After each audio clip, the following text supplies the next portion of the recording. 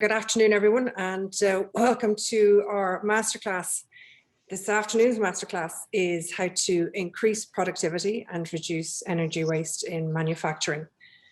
We are delighted with the huge interest that we've had in this series, and we'd like to thank you all for joining us this afternoon. Our panelists today are Akash Haju and Mike Smith. Before I hand over to them, I just want to point out to everybody that we all have a little Q&A button in the bottom of your screen. And if you have any questions during the masterclass, just pop them in there and we will have a Q&A session at the end where you can ask any questions that you would need.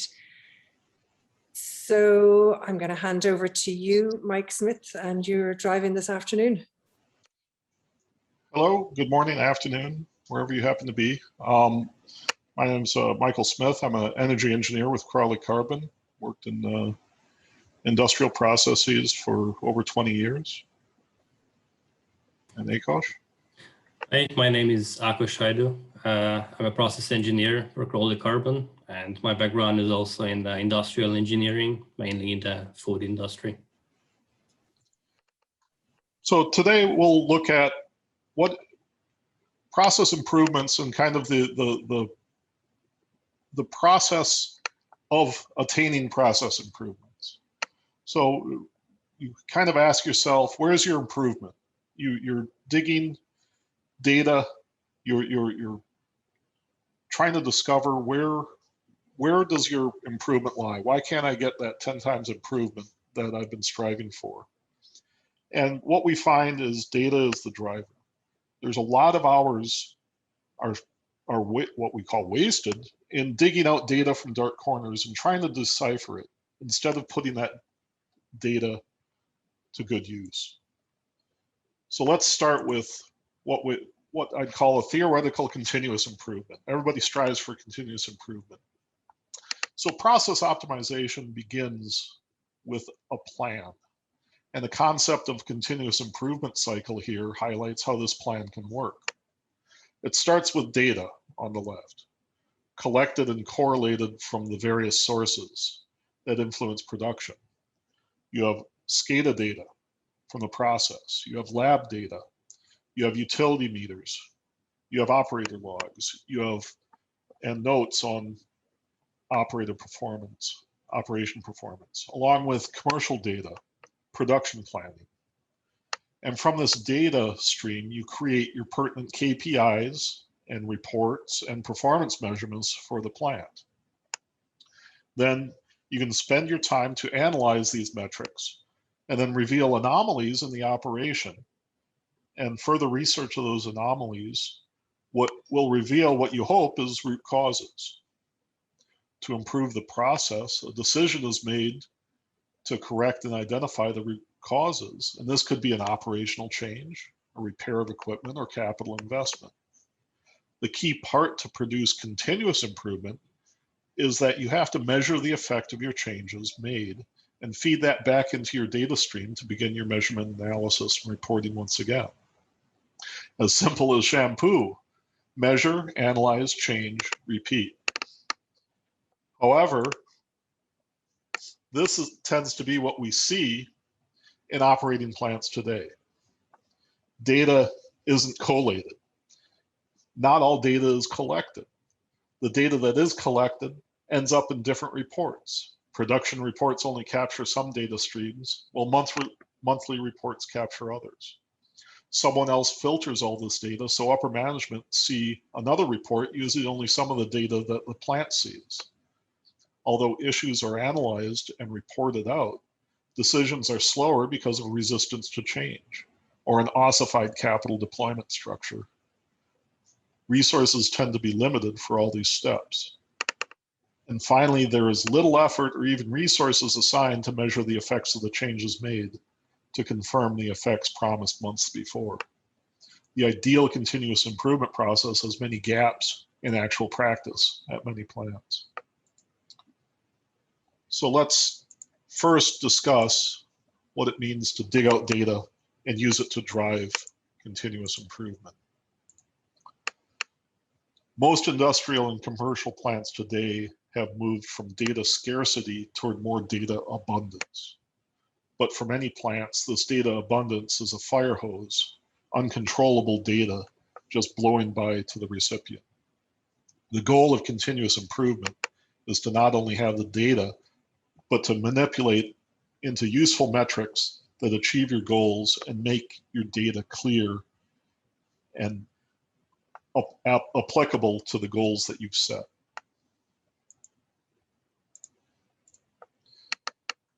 So data-driven continuous improvement process is basically what we're talking about here. Data drives decisions, and accurate data drives accurate decisions. And accurate collated data drives intelligent and informed decisions. And digging out the various types of data and collating them together into a form that is usable as a whole is the goal.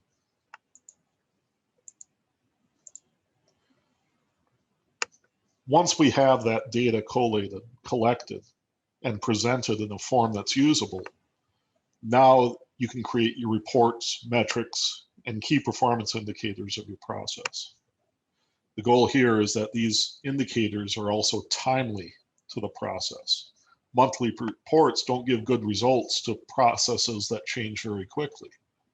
However, daily data that is accurate and broad-based can sometimes only be analyzed over a broader time range to pick up longer-term trends or longer-term impacts. From the broad set of data and intelligent reporting, plant anomalies can be identified and opportunities revealed for improvement.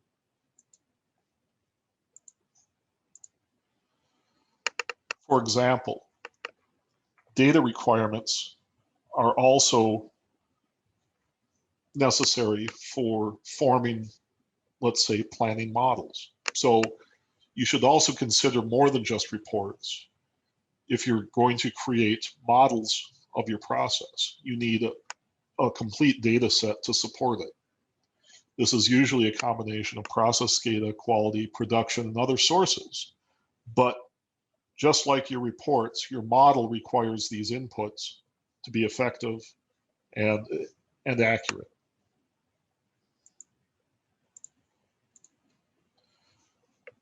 So from the process models, you can run them in parallel with the plant to create both a live twin plant that can reveal drift in operations, but also you can tweak the model to discover what happens with various process changes before they occur. Models also provide details for capital improvements and provide a data-rich stream to base the capital project upon. This is part of actually automating the process of analysis and discovery for where your anomalies lie within your process.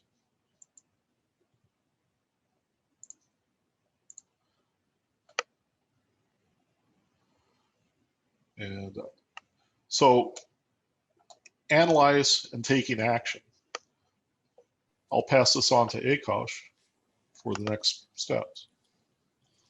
Thank you very much, Mike.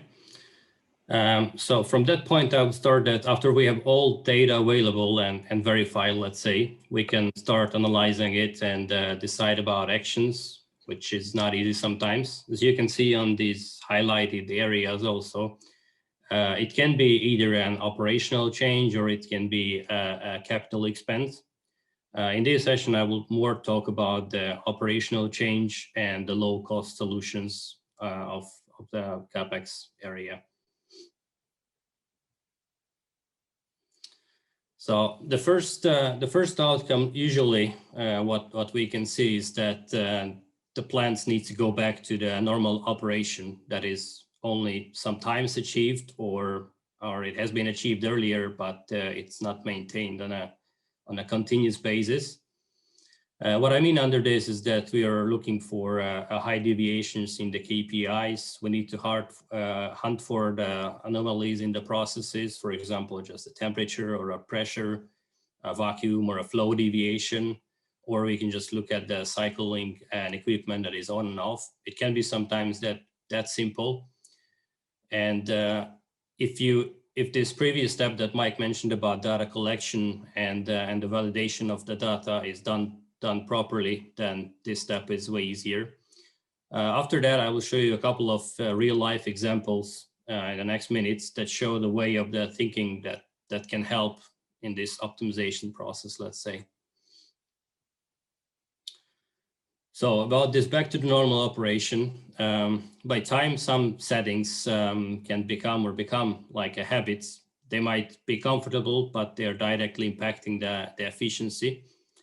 In this example, which is, as I said, a real life example, as you can see, there are 9 identical conditioners, and with just a little bit of analysis, it's obvious that one of them is continuously underloaded.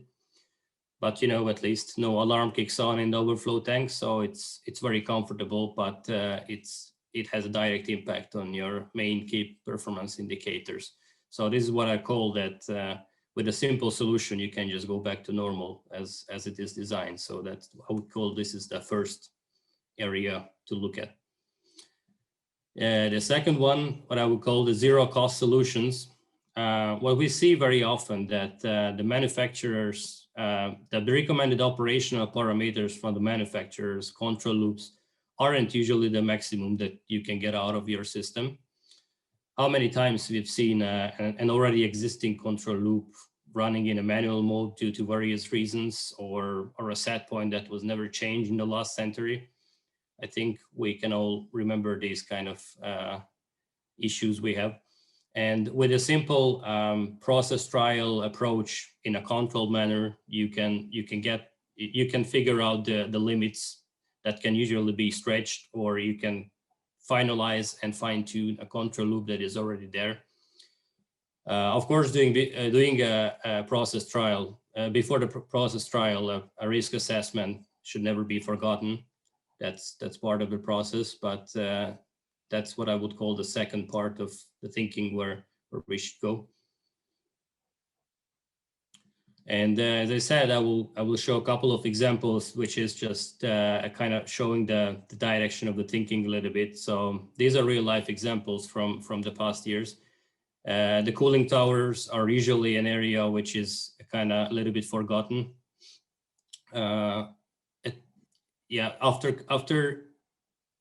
connecting the data from the area, and we analyzed the data in that specific case, we figured out that the temperature was too hot and the flow wasn't properly balanced, which led to an excessive steam consumption due to higher vacuum in a solvent extraction plant.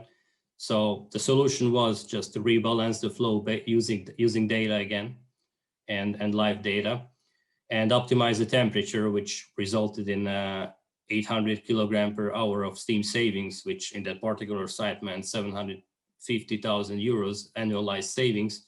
And you can see that the cost of this change was just, let's say, the 1,000 euros of labor cost, and to carry out a process trial for that. This graph is just showing the previously mentioned example, that what you can see is there, and emphasizing the importance of the process modeling. So the purple line there is an actual steam consumption. The green line is an optimum one, let's say, based on the process modeling. And you can see the period with the process trial where we really got close to the previously modeled steam consumption. And we can see the impact on a steam user, just because somebody looked at the set point and balanced the flows and decreased the set point to a lower one. Another typical thing I think we find is I call them it was always like that set points. Again, that some people might know, or some people not, what is a desolventizer, but the important part is that this is the largest steam consumer in the solvent extraction plants, which was always operated with a high dome temperature that was never changed because of the previous reasons I mentioned. Our process modeling showed that that temperature is too high, and we just proposed a process trial, a step-by-step process trial with the risk assessment. And you can see that after the implementation of this set point change, steam consumption went down by 1.6 tons per hour, which is a huge number. In that site, it meant 150,000 euros. As I said, to carry out a process trial is a very cheap solution, and sometimes you can gain savings like that with a very simple change. This is again just the graph showing the same thing, that when we did that process trial on that site, ever since the plant is operating with these parameters. So that's just the proof that sometimes you can stretch your limits. Sometimes we just never try it. Another solution, let's say, another example that we can mention is just very quickly the same thing, a solvent heater, which is a medium-sized steam consumer, and at set point, it has never been changed. Nobody tried another settings. And again, with the process trial, we just figured out that we're able to lower the set point while maintaining all other quality parameters and reach 350 kg per hour of steam, which meant on that site at 35,000 euros. Again, a very cost-effective solution. And the graph is showing that the trial, how we approach this and monitor this, the changes during the trial. So I think these kind of solutions can be really quick wins if we are looking a little bit from a different angle on our processes using data. Yeah, the third group, I would say that this is the low-cost solutions, which can be just simply an automation change or a new control loop, a physical controls change, a frequency converter, for example, or just adding a new instrument that can be used for further control. And we should never forget about the behavior-based efficiency, which comes back to operators and their training. That's probably, this session is not covering that part, but that's also very important to mention. And again, just going back to a real life example, it was in a large oilseeds plant that had a final product which had a maximum moisture limits according to the product specification. But we figured out that in the majority of the time, the plant was operating way below this limit with high deviations due to a manual control. Getting closer to that, to this limit on a continuous basis would have meant a meal yield increase and an additional income to the factory. So the solution was just simply use an existing instrument and the equipment and build a dynamic control loop that took into consideration all other quality parameters. And this control loop ensured a maximum yield continuously, fully automated.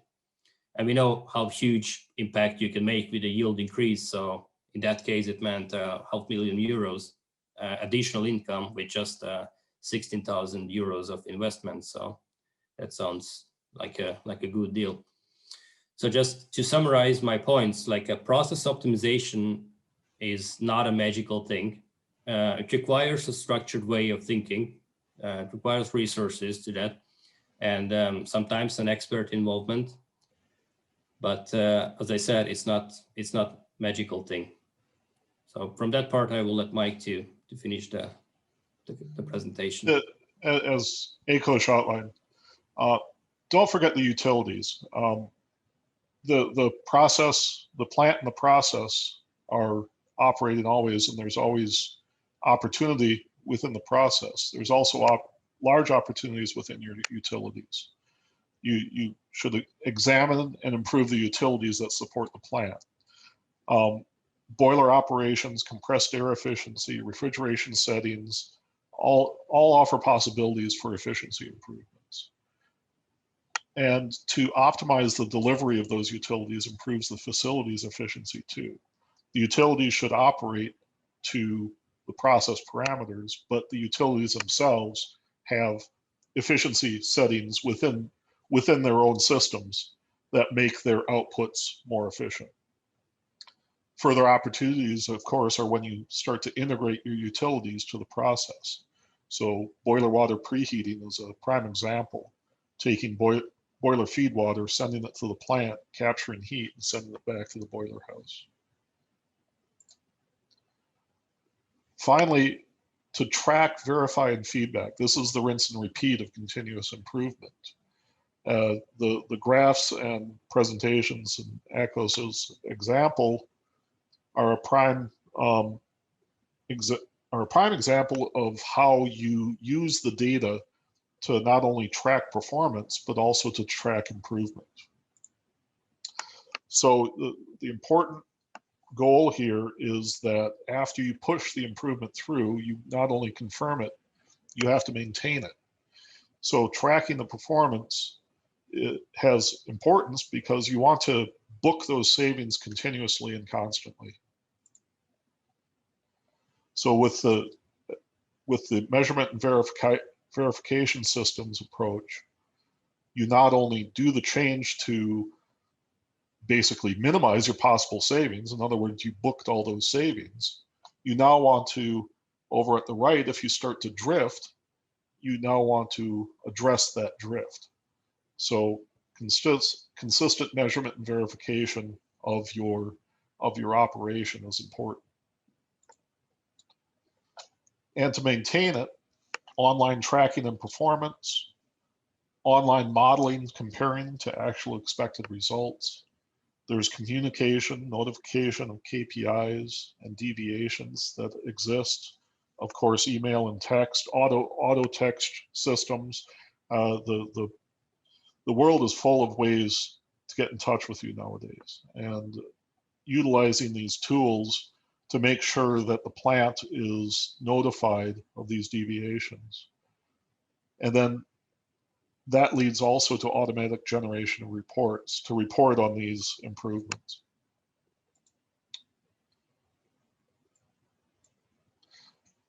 So finally, when we look at a plant performance and plant opportunity, we look at there's a lot of different buckets to improve. And depending on the size of the plant, let's say you have a plant spend of 3 to 4 million in energy, both electrical and gas.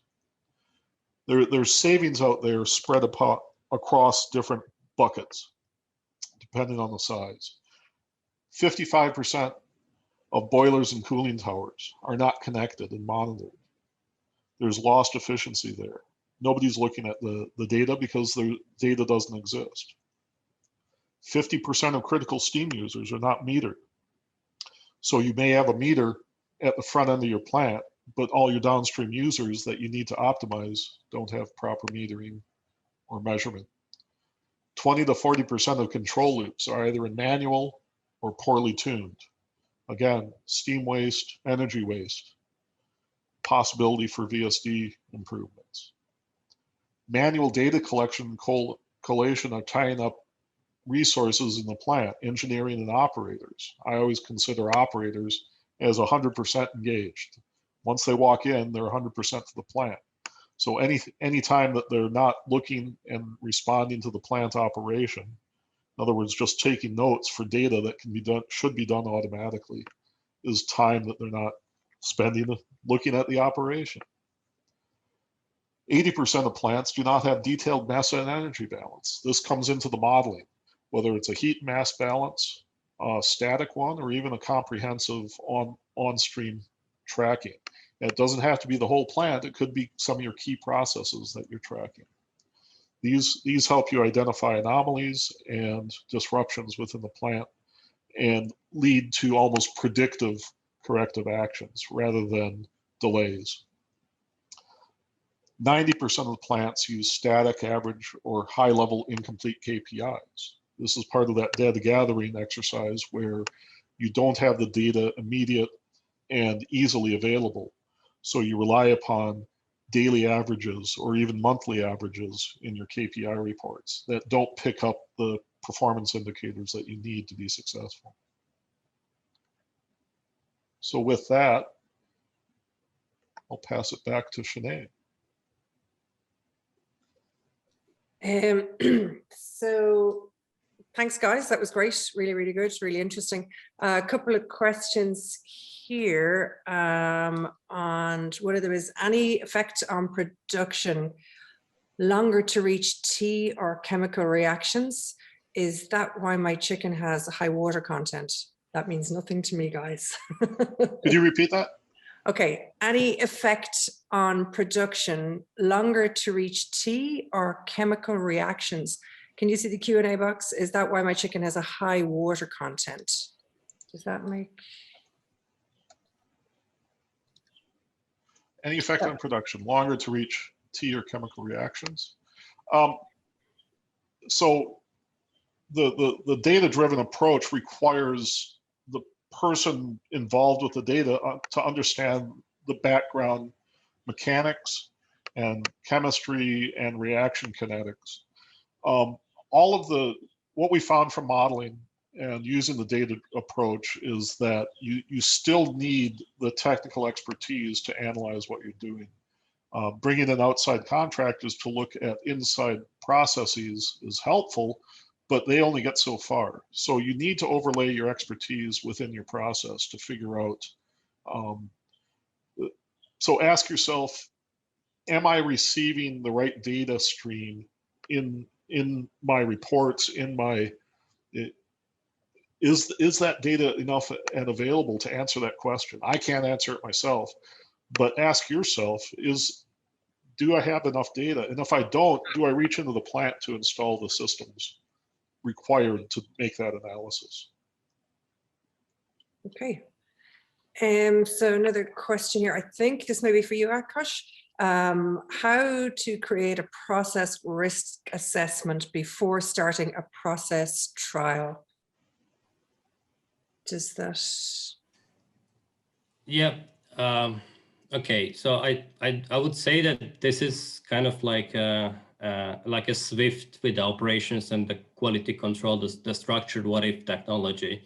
So when you're setting up a clear boundaries, what changes we allow in the system and or in the process, and the clear actions that what you do in this case.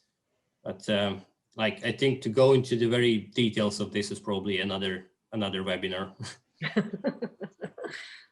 Okay, good idea for another webinar. So, and I have another one here, guys. I don't know who wants to jump in. This is a very common question for us. How do you quantify savings if there are no direct meterings in the optimized area? So the creation of virtual meters is a valid approach. If you don't have the resources, time, or ability to install a direct measurement, you can always use your modeling to create a measurement in a virtual meter. I mean, if you have meters bracketing, of course, then you can use the existing meters to bracket. But sometimes you have a single meter and a single temperature.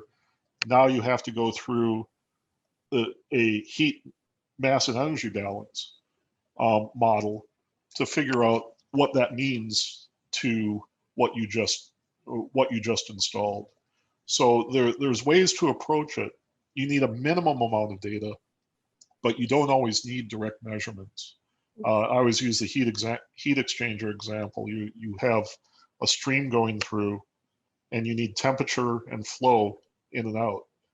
Well, if you have temperature and flow somewhere else, let's say on the other side of the heat exchanger, and your temperature is upstream and downstream, sometimes you can put together enough information there to figure out what's going on in the changes that you just made. So it's an engineering approach. It's always a good challenge, especially for a young engineer. Go figure out where my savings are with the tools you have. Is another good one. What accuracy do you see in the estimated improvements compared with the measured improvements? So accuracy with estimated against measured. That's it depends on the data stream you have. We in our role, we're looking for minute-to-minute data, and sometimes it depends on if it's smoothed, averaged, whatever. But with the tools now available to do at least the raw data analysis, you can get fairly accurate on the measured improvements. When it comes to batch data, or you're trying to relate, let's say, a production on a meat production line, you have a count of pigs, and then you have some process going on, and then you have the output of frozen shanks. Well, how do you tell whether you've optimized your refrigeration process? You're going to measure the kilowatts, but that varies with how many pigs and shanks you put through. So some of the data is rough. I'm not going to go into Six Sigma or data analysis or anything like that, but that's the kind of thinking that some of the statistical side starts to come into play to figure out, am I accurate in my measurements here for savings? It's always good to get the core value. If I'm going to save kilowatts or of electrical, I want an electrical meter to actually measure that. I'd say that the short answer would be like it depends on the accuracy of the raw data we're receiving. So, okay, cool. So here's another one. What challenges are most common when implementing energy reduction process optimization recommendations? What are your biggest challenges that you've seen? Akos, Mike? Go ahead, Akos. It is changing from project to project. So like the common ones are, I think that sometimes you're facing some cultural changes that the change needs to be done, and the change management part of that, I think that's probably the most common with what we can face. On the technical side, I'll say it's simple. You have to do it right. Sometimes you'll put in energy reduction items, but it doesn't capture everything that's going on. So it's either the heat pinch principle, where you capture some high energy, transfer it low, and you actually don't save a lot or as much. So you have to analyze the impact on the whole process sometimes to get whether your change is actually claiming everything that it's delivering. Like the vacuum example is a good example for changing the cooling tower. You probably had to run the pumps a little bit more and spend some electrical to get better vacuum and better flows and balanced flows. But that's all taking account into the total savings. But that's sometimes the accounting of the energy savings is not always done correctly. Overpromise and underdeliver is what I see a lot of times in energy reduction and process optimization. Okay, so that is it on the questions. There's some good questions there. Guys, that was great. Thank you very much. Thank you everybody for joining us. Send the recording on to you all so you can share it or listen to those interesting points again. Finished nice and quick. Well done, guys. Thank you very much. And we'll see you all again soon. Thanks. Thank you. Thank you. Bye-bye.